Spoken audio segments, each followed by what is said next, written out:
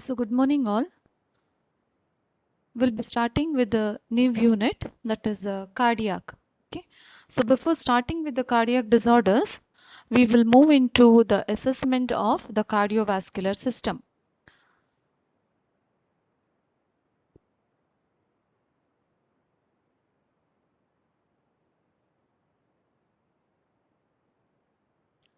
So in cardiovascular system, we know other than the cardiovascular system, you might have also studied regarding respiratory system, gastrointestinal system, and many other systems.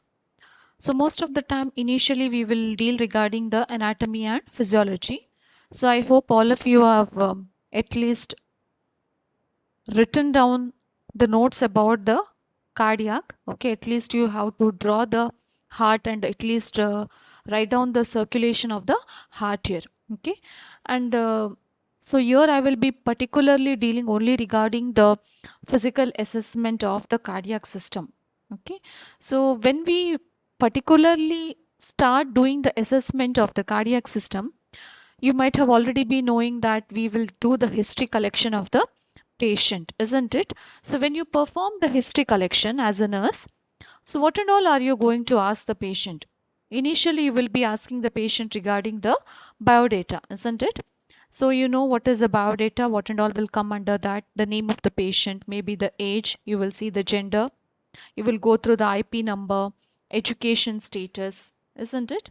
And all the other things like maybe what is a present medical diagnosis or whether there is any surgical diagnosis. All this you will be going through the patient's biodata. Next, when you are performing the history collection, particularly what you do is you will be asking regarding the present medical history, past medical history, or present surgical history, past surgical history. Similarly, you will also do the personal history or socioeconomic status, nutritional pattern, all that you will be going through. Okay, so that already you have studied it from your first year in the nursing foundations.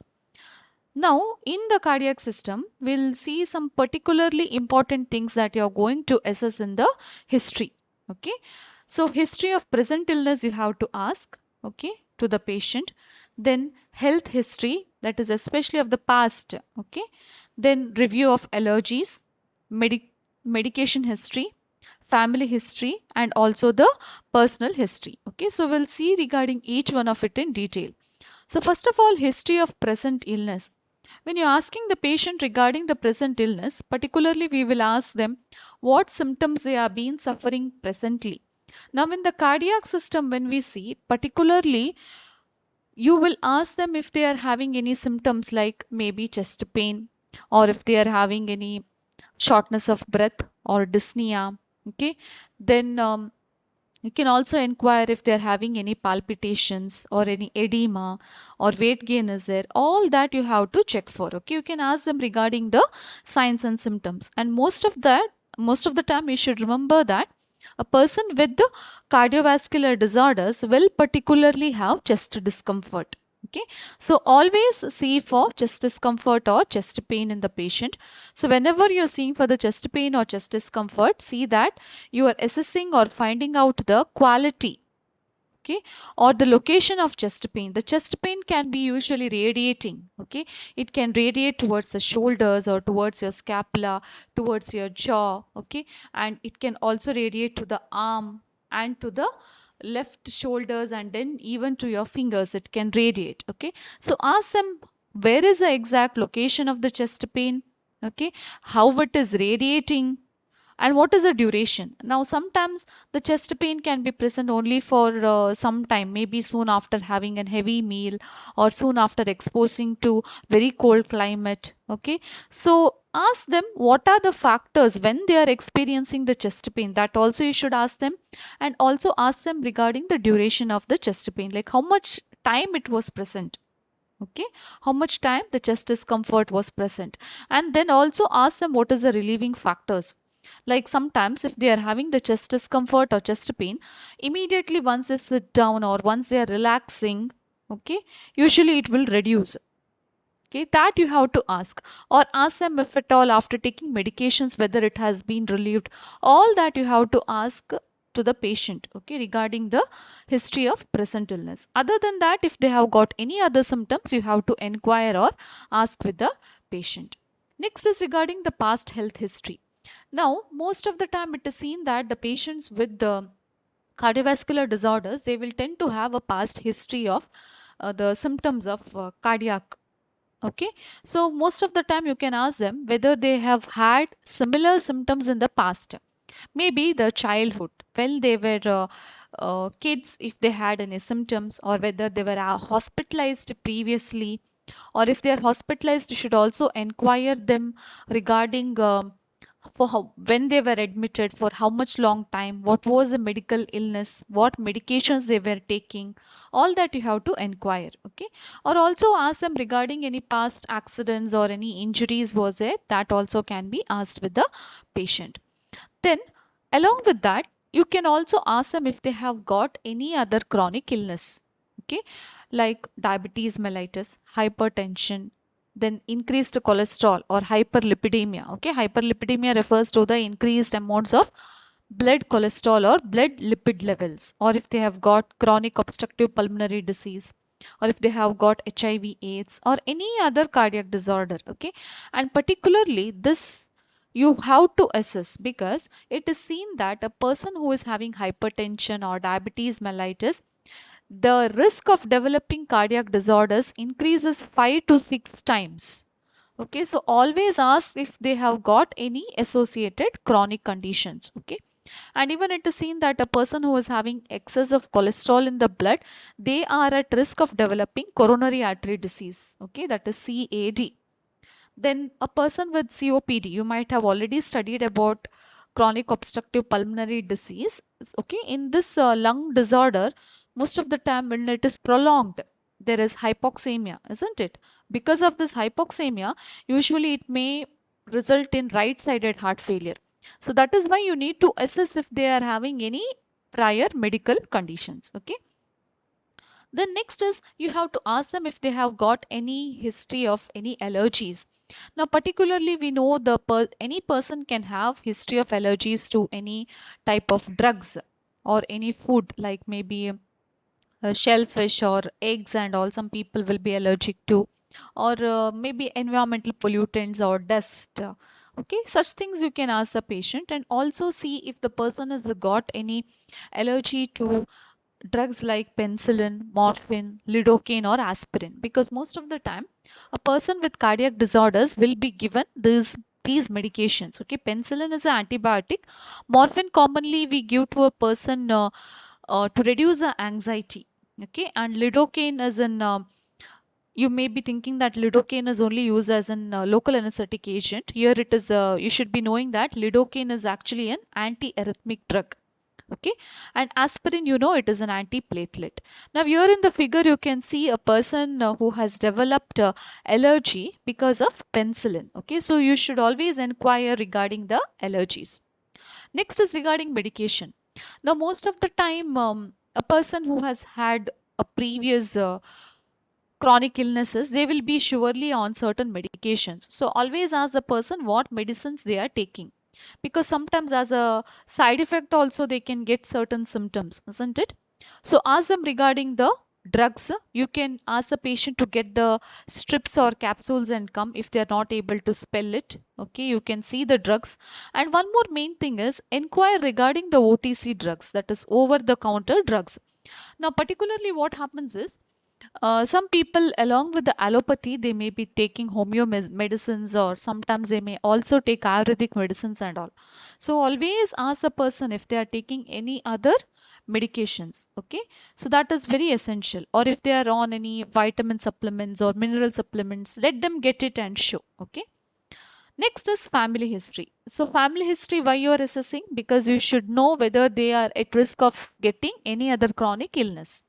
Okay, so ask the patient regarding the family members at the house, what is their health status, whether the family members are having especially their parents. Okay, the patient's parents have suffered with hypertension or any cardiac conditions, or if they have got myocardial infarction. MI means myocardial infarction. CAD refers to coronary artery disease. Okay, or if they have got any communicable diseases, that also have to be asked. Okay, next is personal history.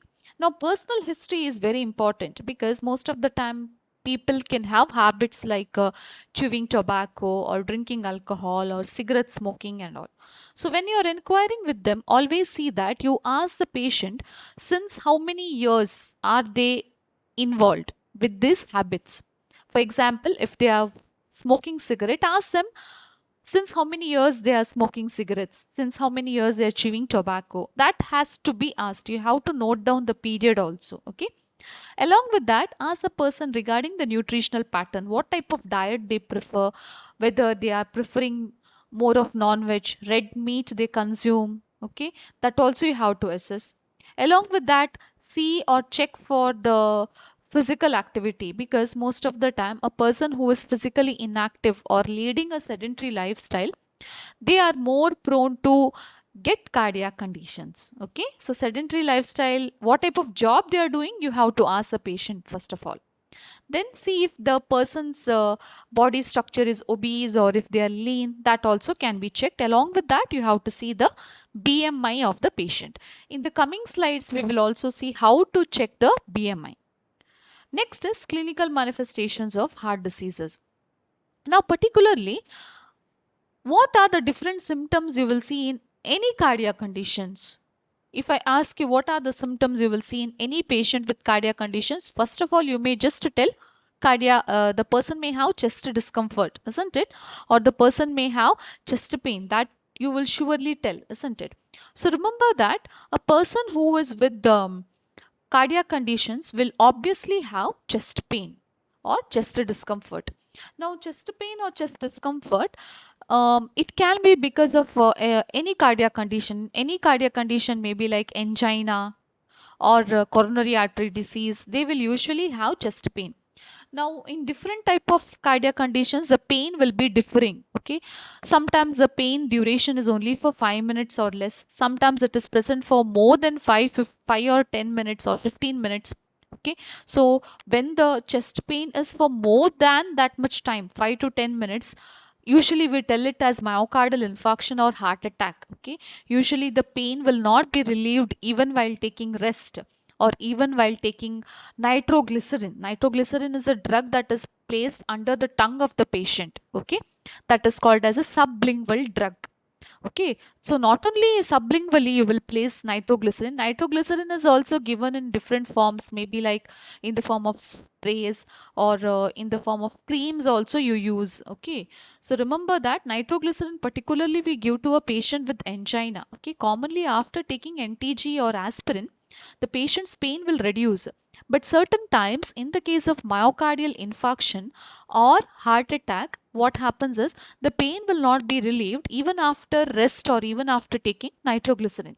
So that is why we have to assess the patient. Okay, and also see for the type of the chest pain. We know that chest pain and chest discomfort is very common, isn't it? So see what type of chest pain it is. Usually when the person is having chest pain, they will be having a strange feeling like indigestion. Some people will tell they have indigestion or like gas problem, they may tell, but commonly it may not be gas problem and all. It could be related to a cardiac condition. Okay, so that is why you have to be very very careful when you are seeing the patient. Okay, and commonly the patient will be having a dull aching type of pain, like a pressure or a burning type of pain. Some patients may tell they have burning type of pain or aching pain, chest tightness is there, they may tell. Okay, and also other than seeing what type of pain it is, see for the location of pain. Usually it is present in the sternum. Sometimes it is also present near to your epigastric region. Okay, and sometimes it radiates. Now commonly it will radiate to your left shoulders, okay, towards the neck, jaw region, and even to the arm, left arm also it will radiate. Okay, so commonly MI will be radiating. It is a radiating type of pain. Okay, and along with that what happens is when a person is having emotional stress, like maybe they are anxious or very angry, okay, or they have got temperature extremes, either very cold or very hot temperature, in that case persons can have sudden chest pain. Okay, so those are told to be the aggravating factors. Along with that, what happens is you should not only see for chest pain, chest discomfort, next is you also have to see for the shortness of breath. Okay, so patient will be having shortness of breath or dyspnea. Why they have dyspnea in cardiac conditions? It's because of the hypoxia, because the heart will not be able to pump normally. And what happens is when the heart cannot pump the blood, obviously the lungs and other organs will not receive enough amount of oxygen. So what happens is the patient will start to have dyspnea or shortness of breath. Okay, so other than these two symptoms, the patient can also have different forms of dyspnea.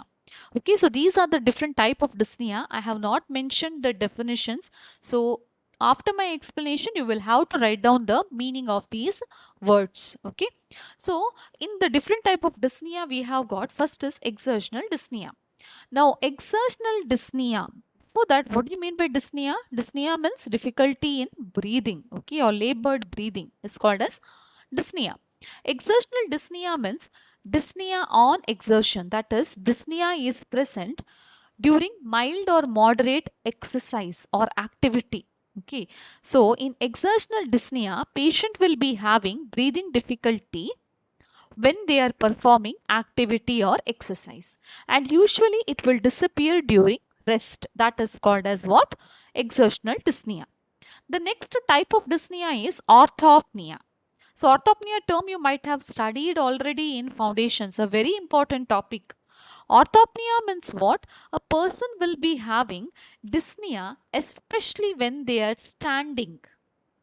Okay, dyspnea while they are standing, and usually when they sit or um sorry, in orthopnea the person will be having dyspnea especially in sleeping position. Okay, that was a mistake what I told. So orthopnea means person will be having dyspnea while they are sleeping. Okay, so when they are in supine position they will be having severe dyspnea. So when they sit or when they stand, the dyspnea will usually reduce. Okay, that is called as orthopnea. Okay, so orthopnea means person will be having dyspnea in supine position or sleeping position. The dyspnea will reduce when they sit or when they stand. Okay, next one is PND. PND means paroxysmal nocturnal dyspnea. Now paroxysmal nocturnal dyspnea is especially seen during sleep. Okay, so dyspnea which is seen at night time, that is called as paroxysmal nocturnal dyspnea. So person will be having the attack of dyspnea at night time when they are sleeping. Okay, so that is called as PND.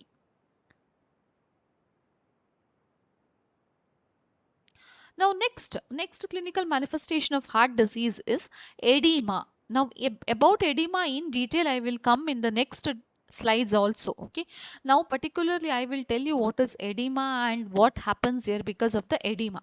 So we know particularly when there is edema there is fluid retention or water retention happens, isn't it, in the body.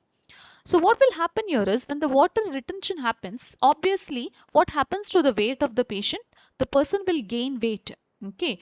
So under edema, you might have already studied so many types of edema in the chapter signs and symptoms, isn't it? We have got pitting edema, non-pitting edema, generalized edema. Okay. Then along with that few other types of edema are also present. Okay, that you might have already studied. Now here in the case of cardiac conditions, what happens is normally when there is heart failure, what will happen is there will be increase in the blood volume. Okay, increase in the blood volume will be there. You will study regarding that heart in heart failure topic. Okay, so when there is a increase in the blood volume, obviously there will be fluid accumulation or fluid retention. Okay, so when fluid retention happens, what will happen? There is edema. Okay, that will result in weight gain.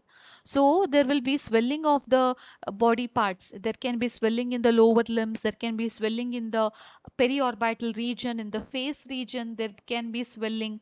Okay, and that is how you will see for the patient. Whenever you see that the patient's lower limbs are swollen, or if they are periorbital, or around the eyes there is swelling, or face is swollen, that all may indicate that they are having either cardiac problem, or either they may be having even liver diseases. Now you might have already studied or seen that in cirrhosis of liver, patients tend to have ascites.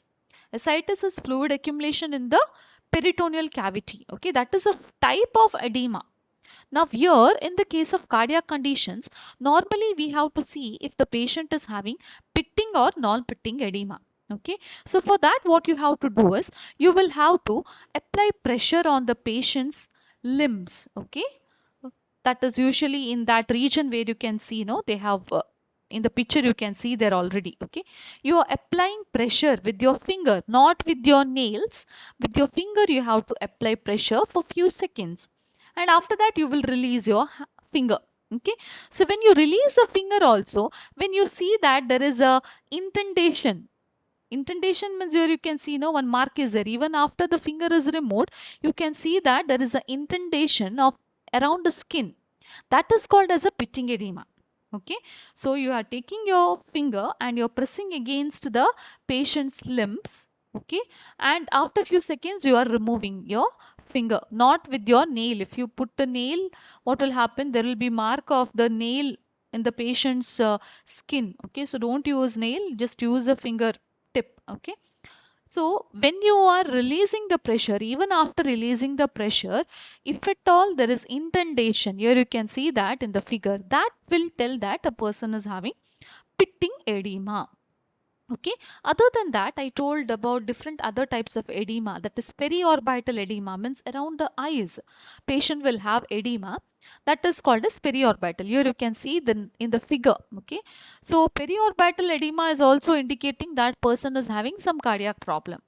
Next one is generalized body edema. It means the entire body person will be having edema. That is called as generalized body edema, and the term we use is anasarca. Okay, so remember the term here. Anasarca means generalized body edema, where the entire body will be edematous. You can see that in the figure which is there. Okay, the child is having entire body edema or anasarca. The next clinical manifestation of heart disease is fatigue. Usually, the person will be having excess of weakness or fatigue. They will not be able to perform their daily activities. Okay, so that is also very common. Along with that, any cardiac disease patient can also have palpitations. What is palpitations? Palpitations means feeling of one's own heart rate. Okay, so usually the person will be having palpitations, where person will be feeling one's own heart rate, okay, or heartbeat. That is called palpitations. Okay, so they will feel that they are having some irregular heart rate or heart rhythm. Next symptom of any cardiac condition is dizziness or syncope. So the patient may immediately have giddiness or dizziness and syncope. Syncope means fainting and falling down. Okay, that is you're losing your consciousness. That is called as syncope. Now, why the patient is having loss of consciousness? Why do they faint? Why do they faint in the case of cardiac conditions? The reason is same thing. The heart is not able to pump adequate blood. So what will happen? Different organs will receive decreased oxygenation. Okay, the brain will receive less amount of oxygen. So what will happen when the brain receives less oxygen or less blood supply? There can be fainting or there can be loss of consciousness. Okay, so that is called as a syncope. The next clinical manifestation of a heart disease is cyanosis. About cyanosis, I will tell in detail. Okay, in the coming slides, we have got different types of cyanosis. You might not have studied about that. Now, you might be knowing the meaning of cyanosis. Now, cyanosis means there is some bluish discoloration of the extremity. It can be your central as well as peripheral. Okay. So, bluish discoloration is present. That is called cyanosis. Why does the person have cyanosis? It is because of hypoxia, because of lack of blood supply and oxygenation to your organs. The person will have hypoxia. So here in the figure you can see the person is having peripheral cyanosis. Okay, next moving on to the very important topic, that is clubbing of nails. Now this clubbing of nails also in detail I will explain in the coming slides. Now I will here just to tell you what is a symptom meaning clubbing. Clubbing of fingers means, don't think clubbing means attaching. Okay, don't think that. Here you can see in the figure there, clubbing of fingers. Okay, so here most of the time in the case of clubbing of fingers, the distal tips of the finger becomes bulbous. Okay, they are very much like bulb, isn't it? So that is called as clubbing of fingers. Okay, so they are referred as clubbing of fingers where the digital tips have become bulbous. Okay, so that is referred as clubbing of fingers, and commonly a person who is having cardiac conditions or liver disorders, respiratory conditions, okay, chronic respiratory conditions, whenever they have these things, there will be chronic hypoxemia. Okay, so chronic hypoxemia, in that what happens, there is decreased oxygenation. Okay, so because of that there will be vasodilation. Okay, and then there is increase in capillary permeability. So because of that, there will be edema of the digital nails. Okay, so that is resulting in clubbing of fingers here. Okay, normally the angle of your nail bed, this angle, if you see your nails, if you see your observe your nail, this angle is actually less than 160 degree. Okay, the angle of your nail bed is less than 160 degree. But in the case of clubbing of fingers, the angle bed will be less, will be usually more than 160 degrees. Okay, it becomes 165 or 180 and all.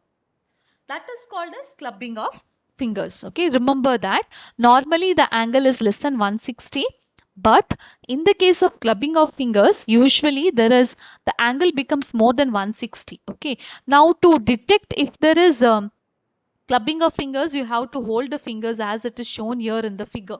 Like this you have to hold your fingers. Okay, like this you have to hold it. I hope all can see. I will discuss regarding this again in the coming slides. Okay, you have to hold your fingers like this. Normally when you hold your fingers like this, you can see that there is a space in between, isn't it? There is a space in between, and that space is actually a diamond. Okay, it is actually a diamond. If you see, there is a small space in between your fingernails. Okay, when you hold it. So here you can see in the figure one small diamond shaped, that is normal.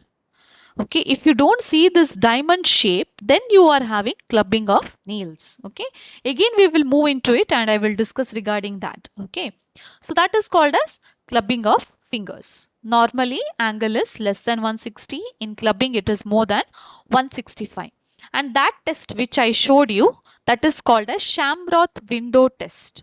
Okay, I will tell about it in the coming slides. Now, general instructions that are to be followed when you are going to perform the physical examination. See that the patient is comfortable, there is adequate light in the room, okay, and see that the room is quiet, you're giving a good privacy to the patient, cover the patient well, stand at the right side of the patient when you're doing the physical examination. Okay, if required, make the person sit. Okay, or otherwise you can just elevate the head end 15 to 30 degrees, semi-phallus position can be given. Okay, so that much you have to remember when you are doing the physical examination of the patient. Okay, so these are the main things.